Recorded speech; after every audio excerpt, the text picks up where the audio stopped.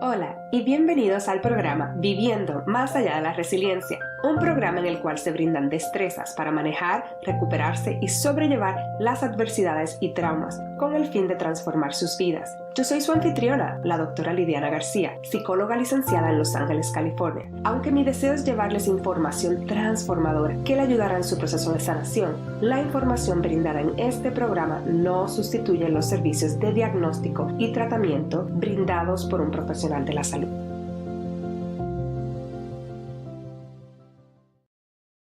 Hola a todos y a todas, bienvenido a otro episodio de Viviendo Más Allá de la Resiliencia.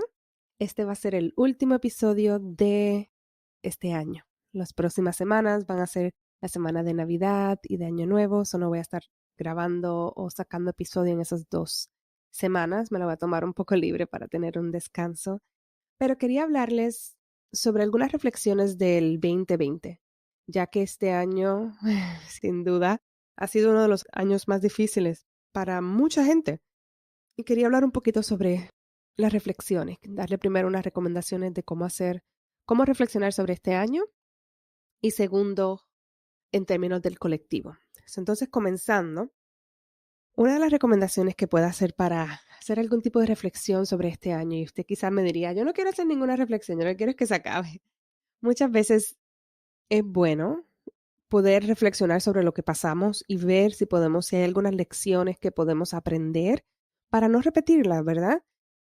Pero si usted está escuchando esto y está pasando por el momento de una pérdida, está en el medio de la tragedia implicada por el 2020 o por otra cosa, y no se encuentra en ese momento, esa capacidad mental de pensar cómo puedo reflexionar sobre cuáles son las lecciones, pues quizás este no es el episodio para usted y lo entiendo, cada etapa tiene su lugar y cuando estamos sufriendo es importante no presionarnos y no resistirnos a sentir las cosas, porque mientras más lo resistimos, más eso persiste, más eso continúa en nuestra vida. Si estamos en una etapa de duelo, pues quedarnos en una etapa de duelo hasta que podamos salir de ahí. Para las personas que están como con un poquito de capacidad mental de explorar cuáles son las lecciones de este año, les invito a que primero busquen si tienen una agenda, un calendario y vayan viendo o que piensen, hagan un recorrido de enero, febrero, cada mes de este año, qué pasaron en esos meses y cómo se sintieron, qué pasó, y luego de eso entonces ver qué lección le vino a dar esa situación en su vida y qué usted quiere aprender o de esas lecciones, cuáles usted quiere escoger para aplicar, para cambiarlos en su vida en el presente o en el futuro. Ya que muchas veces aprendemos o reconocemos una lección, pero no necesariamente la aplicamos y luego la seguimos explorando y experimentando una y otra vez, una y otra vez. Así que esa sería la primera parte que les recomendaría. Cómo usted sentarse, ver, reflexionar sobre la lección y luego ver cómo lo puede aplicar, qué cambios tiene que hacer en su vida, qué cosas tienen que dejar para poder aplicar esa lección. Entonces, en términos del colectivo, hablando un poquito de lo que pasamos en general, algo bien interesante de este año es que yo siento que es una de las primeras veces que nos tocó a nivel mundial. Pensar que una persona de Australia, una persona de América del Sur, una persona de Rusia y una persona de Alaska, todos fueron de cierta manera tocadas por el coronavirus, ya sea porque en donde viven hubo muchos casos o porque su país tomó unas medidas para cerrar el país o porque hicieron cuarentenas y no pudieron ir a trabajar o porque le dio a uno de ustedes o a sus familiares. Así que en general pienso que es una de las primeras veces que a nivel mundial, como lo de la guerra mundial, fuimos impactados todos y todos tuvimos ese periodo de pausar y fuimos forzados, dependiendo de si en su país o en cuarentena, fuimos forzados a pausar y a quedarnos como en las casas y no salir. Y eso fue muy difícil para muchas personas. Para mí fue bien difícil porque me cambió todos los planes del parto, no todos los planes del parto, pero planes de ayuda que iba a tener en el parto y en el posparto. Eso se me limitó porque las personas que venían eran fuera de aquí, no podían venir. Y de igual manera, entonces luego para pedir ayuda, tener una dula posparto o lo que sea, era un poquito con ese miedo, ese riesgo de voy a traer a una persona a la casa y aunque tengan mascarilla o todo, como quiera, era como, en vez de ser algo como relajado, era algo un poco estresante.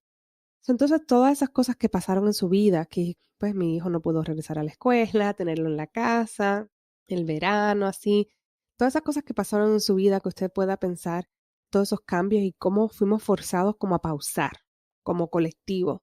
Y eso es algo que yo creo que no ha pasado en un gran tiempo. Y trajo muchas situaciones como, era como lastimar esa llaga, esa herida de poder pausar. Mucha gente no estaba acostumbrada a pausar y este episodio que lo hago en español lo estoy haciendo un poquito diferente del de inglés porque voy a hablar un poquito más de esto. Es algo que veo mucho en la cultura latina, que pues aquí viviendo en Los Ángeles, muchos de los latinos, hispanos, Latinx, son diferentes nombres y sé que cada uno tiene, pero en general, el nombre que quieran escoger. Las personas que vienen de los países de Latinoamérica, que llegan acá, muchas veces son personas que son bien trabajadores, persistentes, luchadores. Y eso es algo bien interesante porque, de cierta manera, es necesario para poder sobrevivir aquí, para poder ser y lograr cosas y no vivir en pobreza y no vivir en muchas cosas, igual que el proceso de asimilación que mucha gente critica, de que los niños no le enseñaron español. Todo fue parte de un proceso de sobrevivencia. Ellos lo estaban haciendo lo mejor que ellos pensaban que podían hacer. Pero en general somos grupos y comunidades que no estamos acostumbrados a tomarnos un brequecito, a descansar, a simplemente no hacer nada. Hay muchos memes de cómo las mamás latinas en las mañanas, los sábados, los domingos, despertaban a uno bien temprano con música, hay que limpiar, o siempre estábamos haciendo algo. Y algo que es bien común que veo en mi cliente Latinx es que no, cuando la única manera que descansan es cuando se enferman. Eso de pensar, me voy a sentar aquí a echarme para atrás y a subir las piernas sin hacer nada, como algo bien europeo, es bien raro para nuestra cultura. Y traigo esto porque en general mucha gente se vio, y esto es un anglicismo, pero triggereado por ese momento en el que tuvieron que pausar, que no podían ir a trabajar, que perdieron los trabajos, que no se sabía qué iba a pasar en el mundo. Y eso fue muy difícil. Y encima de eso, por la situación financiera o económica de la casa, muchas veces entonces era como que estaba todo el mundo en pausa, pero esa persona tenía que trabajar el doble, el triple para poder generar el dinero que generaba antes para poder sostener a sus familias. Entonces, hay como esa discrepancia del grupo de personas que tuvieron que pausar y que dicen que están leyendo, que están haciendo hobbies que nunca habían hecho en su vida y todo, versus está este otro lado de la población que se ha visto tan impactado y mayormente son las comunidades latinas, comunidades indígenas, comunidades que son marginalizadas y oprimidas, son los que han tenido que trabajar más, son los que han tenido que sacrificarse más, son los que le ha impactado mayormente, no solamente en la parte de salud, también en la parte financiera, de esto que está pasando con COVID. Entonces, eso es una de las cosas que ha sido bastante triste, bastante fuerte para verlo. Encima de eso, por las cuarentenas y todo, como comunidad y colectivo nos estamos viendo forzados a estar aislados de manera física. Y yo sé que existen FaceTime, texto, pero llega un punto que como todo se convirtió por online, la gente está cansada y cuando llevan todo el día en Zoom o en FaceTime o en Google Meet, llega a cierta hora que tú no quieres saber de la computadora, ni quieres ver una pantalla, ni quieres hacer nada de eso. Ver una pantalla con gente tiende a ser más cansón, incluso para mí dar terapia, porque es como que siente uno que te están mirando como más completo versus en una oficina, la persona pues mira para el lado, hay más espacio y todo. Y eso hace que como que uno tenga que estar completamente mentalmente más enfocado y tiende a ser más cansón. Esto soy yo desde el punto de vista de terapia, pero las personas que están trabajando igual, las reuniones ahora tienen la cara de todo el mundo ahí, versus en una oficina está cada cual mirando para otro lado, no hay que estar 100% enfocado. Y las personas que piensan, oh my God, ¿cómo que eso nunca? Es bien imposible estar 100% enfocado. La otra cosa también que pasó es la discrepancia entre los familiares y las amistades sobre todo lo que pasó. Estoy hablando ahora de Estados Unidos, el proceso político aquí, de los latinos que votaron por uno, por el otro. Y entonces esa idea, esos extremos del lado derecho o el izquierdista, de luego apuntar de que si no estás en mi lado, pues entonces eres un tonto, una tonta, o si no estás en este otro lado, pues es que no tienes idea, eres ignorante. Y eso era como tan rampante ver por social media, específicamente en Facebook, todos los memes haciendo burla a la gente que pensaba diferente. Entonces, el proceso de estadísticas, te saco aquí información de los casos X, Y, para tratar de manipular o que cambiar tu mente, pero una de las cosas importantes es que es bien difícil cambiar la mente de cualquier persona. Esto es algo que mientras más rápido puedes aprender esa lección de no tratar de cambiar la mente de nadie, sino de enfocarte en ti y ver qué son las cosas que tú necesitas cambiar, qué cosas tú quieres aplicar en tu vida. Pero el depender tu felicidad en que otra persona piense de cierta manera es como la receta para la tristeza, para el dolor, para, para la ansiedad, porque estás poniendo lo que decimos el locus de control en la otra persona. De esa otra persona de cierta manera controla tus emociones. Así que es algo para considerar. La otra cosa es todo lo que pasó con el racismo, con la, los sistemas de opresión. Y esto es algo bien interesante porque mucha gente se fue por el viaje de hablar sobre cómo tratar de como que decir, no hablemos tanto de esto para que no se llame la atención de eso, porque eso hace que las personas que son oprimidas se sientan más oprimidas. Y mira, al final del día, si yo soy franca y honesta, yo pienso que eso es un tipo de realidad que solamente la persona oprimida puede reflexionar y tomar la acción. ¿A qué me refiero? Si yo estoy diciendo que estoy siendo oprimida en un trabajo y me siguen diciendo, no, eso tú lo estás diciendo, eso te está afectando al tú decirlo, me están desvalidando mi punto de vista. Y al desvalidarse mi punto de vista, lo que pasa es que yo me siento que no me están escuchando. Y eso me hace sentir peor. Versus, ya se me validó, ya lo vi como que es algo que pasa, y entonces ya yo lo trabajo, entonces ahora trabajo como esa es parte internalizada. Pero esto es algo de un journey, de un camino individual de cada persona, no de otra persona venir a decirte, no, no hables de eso porque eso hace que se sientan más oprimidos. Y algo que me dolió mucho de ver esto es que la mayoría de las personas que se iban con ese mensaje no eran las comunidades, como le llaman, de color o marginalizadas, eran las personas que gozan de la supremacía blanca.